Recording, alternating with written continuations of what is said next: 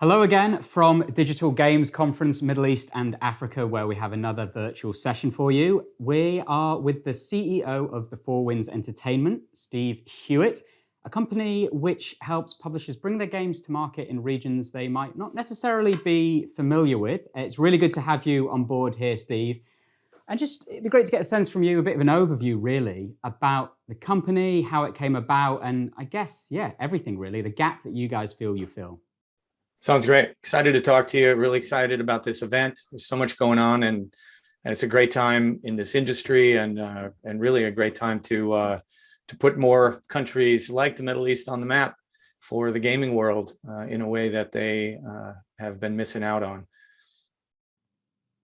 Great, yeah. So just tell us about the story of your company. How did it start, and how did it get to the point where it is today? Yeah, great. It's exciting times. This is about just February of this year. We assembled a team of former Activision Blizzard International experts that grew up with the company. I was there for nearly 20 years, off and on. Went back and did a few things, but came back because I just love this industry and missed the excitement of it. Really, cut my teeth on Latin America and the emerging markets, and just found it to be such a goldmine of opportunity and really a lot of misunderstood folks. So what we did is assemble this team to serve these markets that are themselves underserved significantly by the AAA publishers. MENA being a extreme example, really.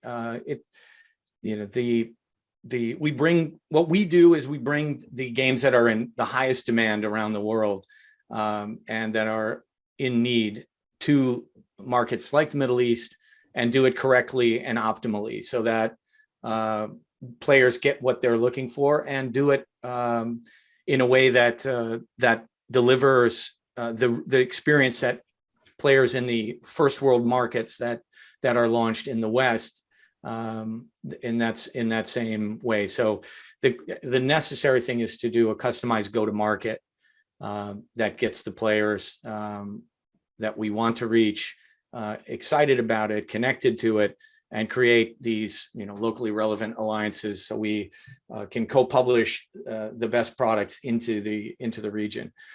We're a one-stop solution to build and grow the player base for any publisher that is excited, like we are, about the Middle East. And so we'll do the analytics and market insights, product management, payment methods, localization, cultural relevance, sensitivity concerns. We help them understand what that needs to be done. Our goal is to champion the ideas of bringing these misinterpreted traditions and cultures to the games. So by doing that, we ensure that the best titles will see the true numbers and size of the industry, and by hitting those, that we start to represent to the rest of the world how big this market actually is, so that they start putting the effort behind it and get us to a place where we're a global sim at the same time, and with all the titles, and that's our goal. Okay, and you mentioned there, your sort of work to serve the regions that are underserved, and obviously you cited the Middle East as a kind of an extreme example. Why do you think it is that this market maybe doesn't get quite the attention it should be getting, or quite the sort of treatment that it should be from, whether that's from AAAs or smaller companies? What are the challenges maybe that these companies are facing? Yeah, that's a big question.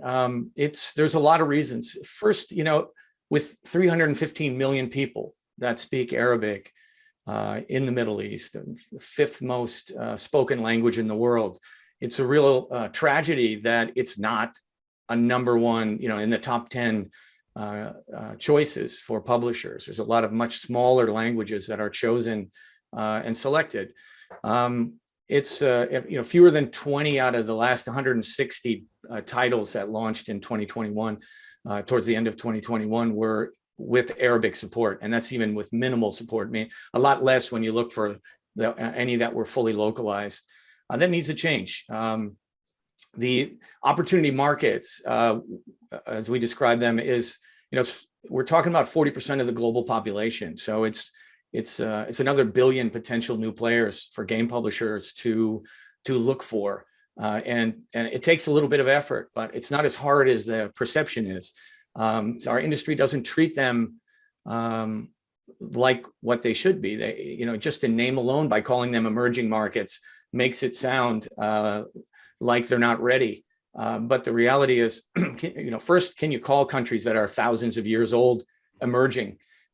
We don't see it that way. So why we define them as opportunity markets is because they are underserved, and our mission is to accelerate the pace at which we start to serve them.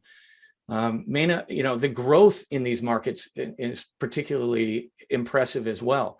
Your 12.5% revenue growth, 8% audience growth. MENA alone is 14 across all those markets. MENA is one of the top at 14.5%.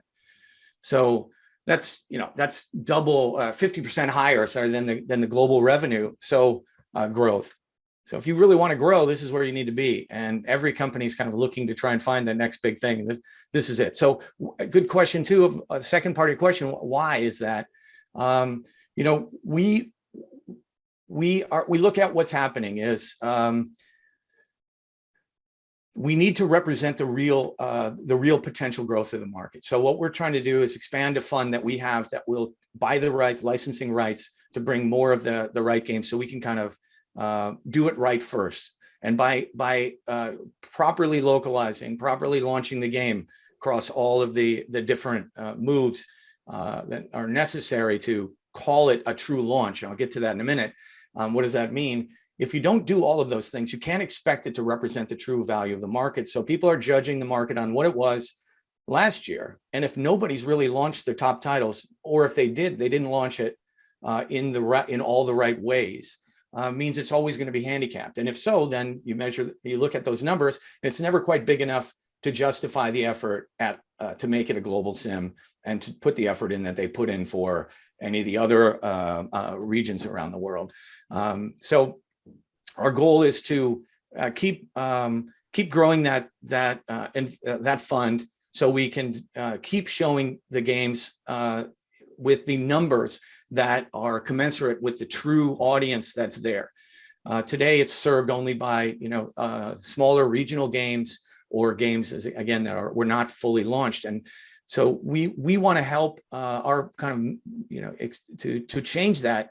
We need to build the foundation of a gaming industry hub in the region, so that there's more the technical leading edge solutions of the regional partners can be. So that's ISPs in the high tech cities like Neom, but also universities.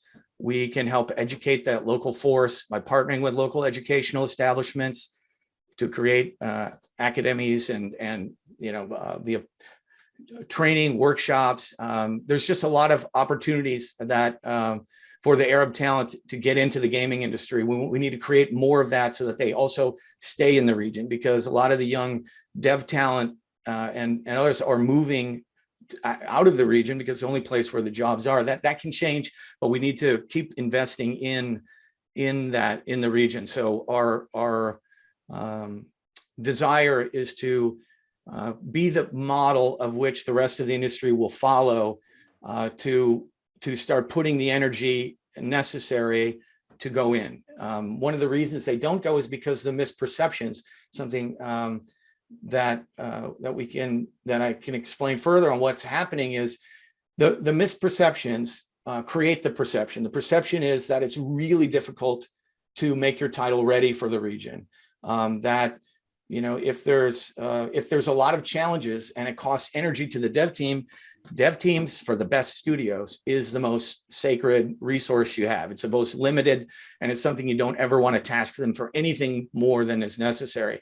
So this assumption that it's going to take a lot of game changes is, in the modern world, not true anymore. Yes, there was some times when games had some issues, and that perception continues to this day. But nowadays, the movies that people want to watch, they get to watch.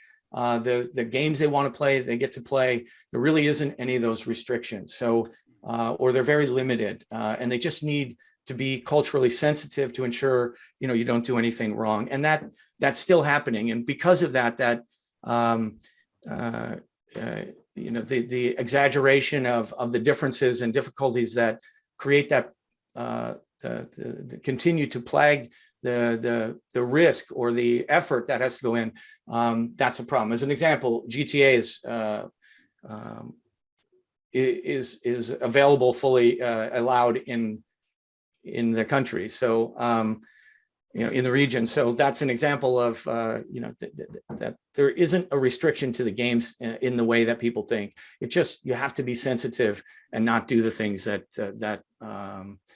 show that you don't quite understand or appreciate the market, and you didn't do the kind of the basics. We look at it from an MVP of the minimal viable product need. What if you can't pay for a game regionally, you can't play.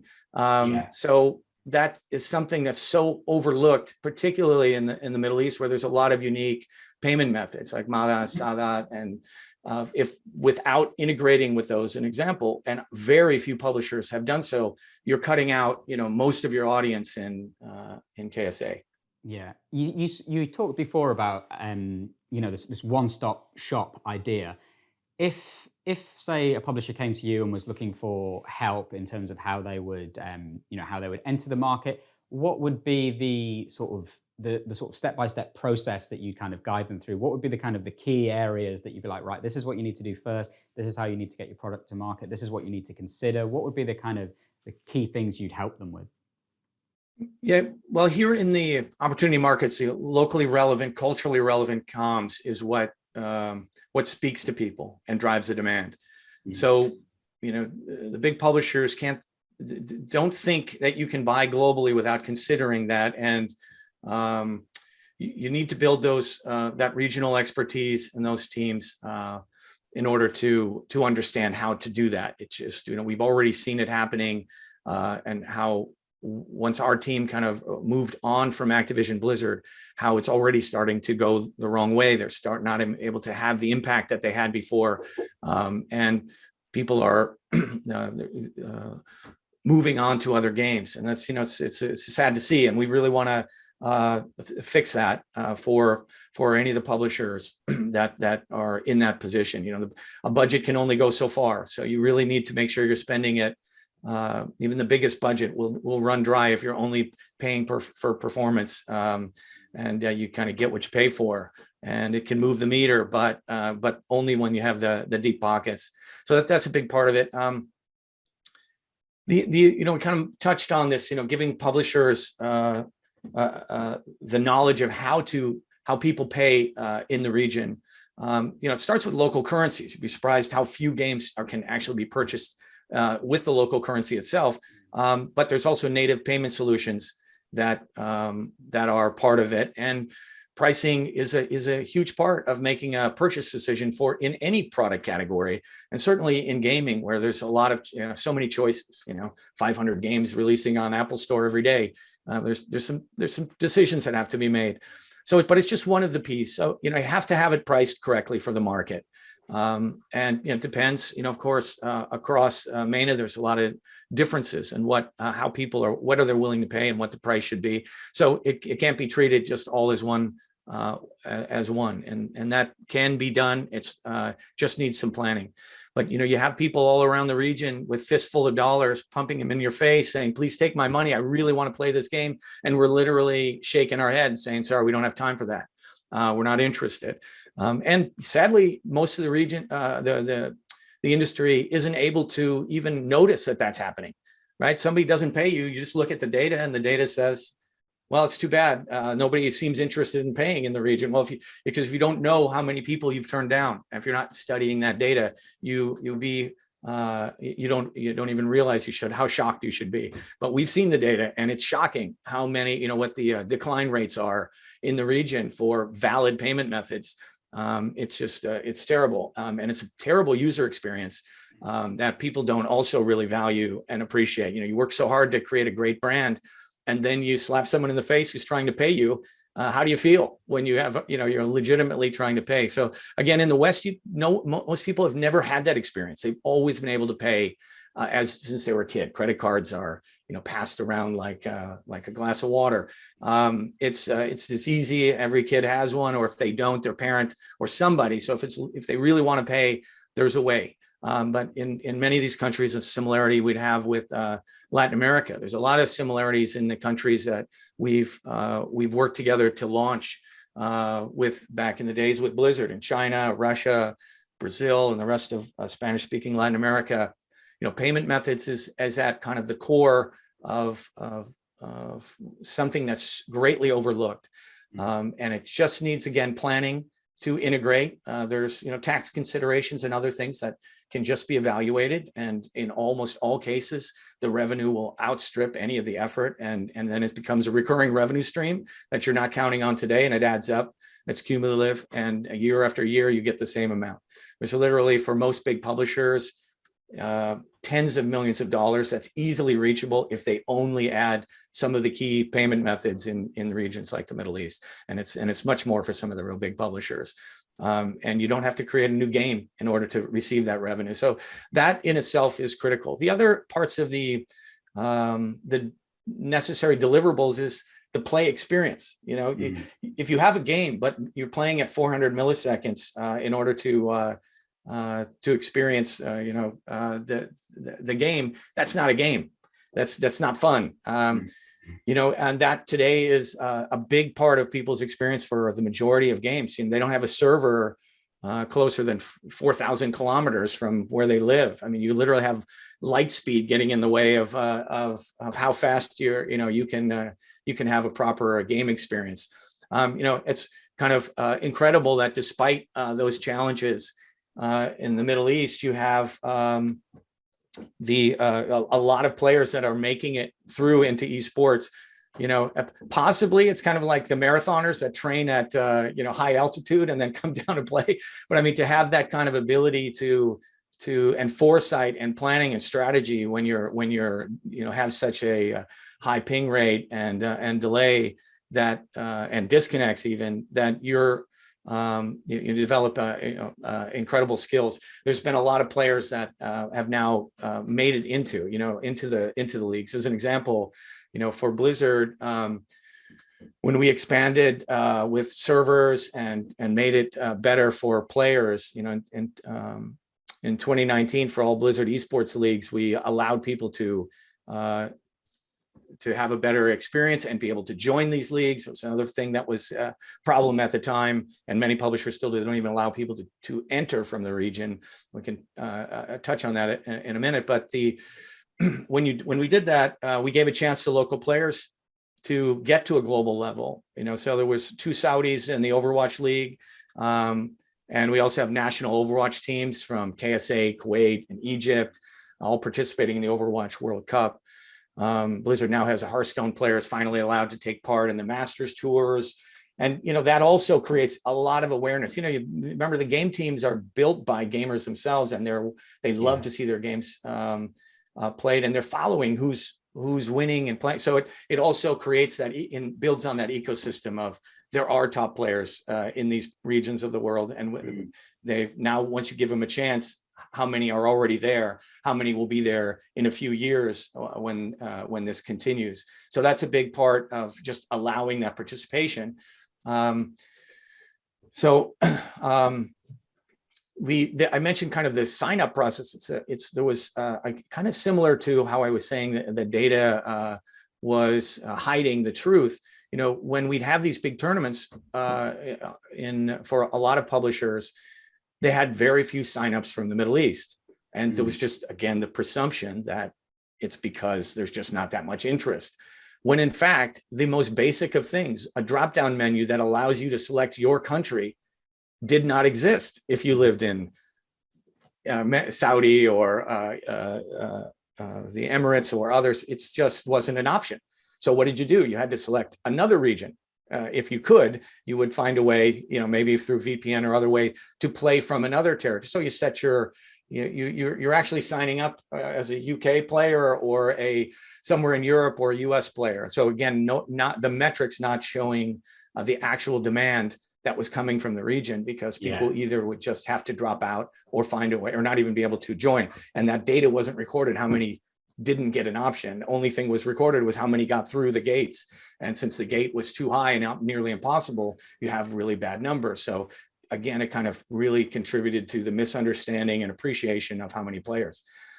Reminds me of a great quote that Mark Twain had back in the day, that there's 3 kinds of lies: lies, damn lies, and statistics. And that last one, of course, being the most absurd, because you can basically say anything you want, and the misunderstandings kind of get held to this day. I think by those misunderstandings. A lot of unknowns. I think if you're able to help guide people, that lack of understanding in certain areas, or the lack of things that are taken into consideration, is obviously it's something very, very important. And I think companies like yourselves that are doing that work, I think is absolutely necessary. I want to circle back onto, you talked about Saudi Arabia a little bit before, and obviously Saudi is a big part of our conference, and one of our kind of key themes here is how Saudi's Vision 2030 intersects with the gaming space. Obviously, the country wants to become a real player in this area. It wants to become a kind of global gaming hub. What potential do you think that presents, both yourselves and the industry, on the whole? Obviously, it's a huge market there that is yet to be tapped in many ways. And what kind of excites you about that space? Yeah, you're correct. It's an industry that has grown up through where the technology and where the early adopters arose, and the developers themselves started in those places and started to create games through their lens. And that worked really well when you only judged your success based on its success in the US or Europe. Something that that perpetuates itself to this day, that the big game companies are not really held to the carpet for how well their game has done globally. They instead look at kind of like the way the early days of Hollywood just looked at US box office scores and say, well, if that many people watch the movie, then the lifetime value is this. And the value of the movie was judged based on its penetration only in the US. Largely, and whether it was a hit or wasn't was based on that, and then it'll make some money around the rest of the world based on that success. It's really obviously the wrong metrics to look at, and Hollywood has grown up, and you see so much more diversity in the cast now because China matters, Korea matters, and that means you're the writers and editors and actors and directors are pulled from all around the world to create more of a global audience. That is kind of at its core, the kind of what hasn't really changed as much in our industry to this day. When you hear the earnings calls for any of the big publishers, very few questions about the rest of the world. Maybe a few notes about, oh, isn't that going to be exciting? Isn't India growing fast? Oh, yes, it is. But when it's ready, we're going to jump right on it. And there's just this talk about that. It's in the future, but no one's really saying, well, how well did it do in this region? And why didn't it? And when will it? And why can't it compete relative to these couple of publishers that actually do have a local presence there? Why aren't you competing at that level? The questions have to come at the top, and they can, and we hope that they will. And once, and because then the metric starts to change. And then as I was mentioning, the growth rate of emerging markets, you have a lot of factors that are pretty obvious on why: population growth, internet penetration, cheaper tech, and more access to that tech, whether that's phones or other gaming systems. The West is pretty saturated already in that. You're going to see, small changes, but you don't have the population growth in the West. You don't have, more 15-year-olds being born every day like you do, and not 15 born every day, but babies being born that become 15 every day. Yeah. That's a new change in the way humans adapt, but that won't change. But what that does is create a growth rate that these big companies aren't actually judged on. If MENA alone is growing at 14.5% year over year, why aren't game companies expected to kind of reach those kinds of numbers. If you look at how the overall growth rate of the industry, very few gaming companies, with a small exception being, these COVID times have pushed, the numbers to the stratosphere. But generally speaking, over time, very few game publishers have grown at the rate of which the industry is growing. They should all be held accountable to that. And the reason they're not is because they're getting valued in playing in an industry that has such a high growth rate. But you can hide a lot of mistakes when the industry itself is growing around you. And that's kind of how the bigger publishers are able to, stay focused on the West and still be appreciated as one of the best gaming companies in the world, and to even be considered global when in fact they're not acting global and they're not growing at the global growth rate. They're growing below that. And, it's back to many of these factors. Latin America is a good example of when I started in there. There was a great love of it. It's not, all the companies were excited to try and make something happen there. But again, judged on the old numbers, well, it's still happening. There's kind of a misunderstanding of just how big the cities are across Latin America. Brazil alone has more cities over 1 million than the United States. Just the one country has far more people living in city centers. What do you do in a city center? Same thing you do anywhere else. You want to be entertained, and you're sitting in a high-rise building. You can't, you can only do so much. You have time, you play, you have your computer, and you have that experience. There's just kind of a misunderstanding that they just don't really like gaming the same way. Oh, well, you got the beaches of Rio. They must be out on the beach. Well, sure they are, same as they are in Southern California, but we sure play a lot of games. The demand is there. But it's the misunderstanding of how to feed that demand. Is it complicated? It's very complicated if you don't understand it. When you understand it, you know what to do. You can act very efficiently. But there in itself is the problem. Most of the publishers don't really know what to do. They're going at it for the first time. They're building up a team. That team may or may not understand them or the industry. And they're going to make mistakes, and they're going to ask for things that are unnecessary. And it becomes a big cost to the company. And you have limited options on what you can spend your efforts on across the whole company, just the mind share that you can. So there is this difficulty of letting go and allowing what needs to happen in the region happen. When you do things right, you can create content for the region that has a global impact. And then you don't have this like, oh, I have to do that extra effort just to open up Ecuador, Peru, Argentina. Well, yeah, that sounds like a difficult endeavor, especially if the region hasn't delivered contributions and revenue in the previous year. And then it's just a hope and a dream that it will. The numbers are there, but there's that kind of concern. So what we did, an example, a good example, it was for Ramadan. We did a promotion in the Middle East that was basically centered around some local artists that created lanterns to celebrate the event. But it wasn't exclusive to the Middle East. It was an event that had a global impact, global appeal, because it fit with the genre. It was in the right maps, and it created a great user experience. It added content and value globally, but it had a real resonance in the region, of course. And it showed that the company cared about us, and it creates a kind of outside of the norm impact on what a normal promotion would do, because it stands out as somebody that cares. It builds your brand, it builds your connection to the community, and it has a global impact, global benefit to keeping players engaged in what we're doing. So okay, and we don't have a great deal of time left, but one thing I would like to just quickly touch upon is obviously, you have a wealth of experience in this industry. You've worked quite closely in, as you described them, sort of opportunity markets. I just wonder what are some of the kind of the key learnings that you've developed over the last decade or so that you think have been really, really useful for everything you're doing, and what advice would you share with anyone that's perhaps looking to do similar going forward? Yeah, good question.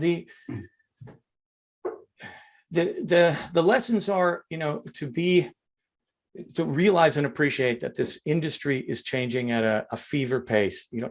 It's an art form built on top of tech, and we know at the rate of change of which tech is happening. And an art form, of course, has unlimited possibilities, and we're seeing that change. Yet the industry acts relatively conservative in its reach and its change. So I think that in itself is what we need to. We need to be more innovative on how we're going to tackle some of these problems and to reach the global audience, to be more trusting of what's needed in the regions, and not only look for high efficiencies in your deliverables and your marketing campaigns as the center of your progress as a company, and don't let the company be judged only on how good it is at being efficient. You have the least amount of employees for every $1 million that you make as a company. We love you for that. Well, that in a mature industry, if you're making ball bearings, that is super important, because you just got to make it more cheaply, because everyone wants it better and cheaper over time. That's not what they want in this art form. What they want is the absolute best. And if a company like Coca-Cola can find distribution of, if anybody wants to drink a Coke in the smallest town in Africa, a Coke bottle will arrive and be available to them every single day they want to drink it. How can an industry that is based on digital content, that requires literally only a server somewhat reasonably close to you, and by reasonably, we're literally talking thousands of kilometers, that we can't build an infrastructure that reaches everybody on the earth that wants to pay for our games. It just isn't that hard. It does sound complicated only because we haven't all done it. But if we as an industry commit to the idea that that's our goal, that we want to include everyone and let everyone have a chance to experience the entertainment of their that matches their desires, then that's where we need to get back to. So the reality is where we can do that is by spending the money from the region in the region. Today you have a huge amount in the last couple of years, huge amounts of money, billions of dollars spent on buying into this amazing industry. Smart idea, because of course you're as a country, and these the big funds, the PIF and others, are putting their money into these big game companies, but it's not changing their perception of the region.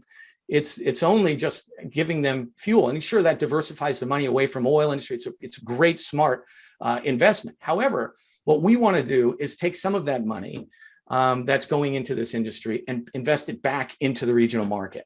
Of course, what that does is the money goes directly into the economy and brings us back to the game, enhancing the game development that's happening there, the amount of education in the player base that can get jobs in the industry, and play more of the games and create more of the attention around the overall possibilities of the region. This was something we saw in Latin America, something we see in Russia, is that if you have no other way to pay, you can't play. If you can't play, your numbers don't count, and you're putting your money into other markets because you're changing your store or changing your method of payment, where into gray market or whatever, that's getting credit to the other industry. So the industry doesn't put the money into the region. So what we really want to do is, the more we can build our portfolio of games, we can prove more and more the true value and size of the market, and together we will. The bigger we make that fund, the more games we bring, the faster that change will happen. And by keeping the money in the market, by investing it locally, we improve the overall benefit to the global game industry by better ideas, cultural ideas from the East moving to the West, instead of only ideas from the West going to the East. And so we're changing the kind of mindset and the degree of the rate of change that the industry is going through today. Yeah, that's great. Always thinking about the future there, and I think that's a good point to end it on. And I'd just like to thank you very much for giving your time and for being part of the conference today. That wraps up our session, but obviously you can find out more about everything Steve's doing by heading over to the Four Winds website, and obviously you can catch up on this session on our YouTube channel, and be sure to follow us on all of our social channels. But yep, big thanks again to Steve. And yes, we wish you all the best in your quest for getting people to understand this region just that little bit more. Awesome. Have a great show, and thanks again for your time. This is a really Thanks a great lot. experience. Thank you.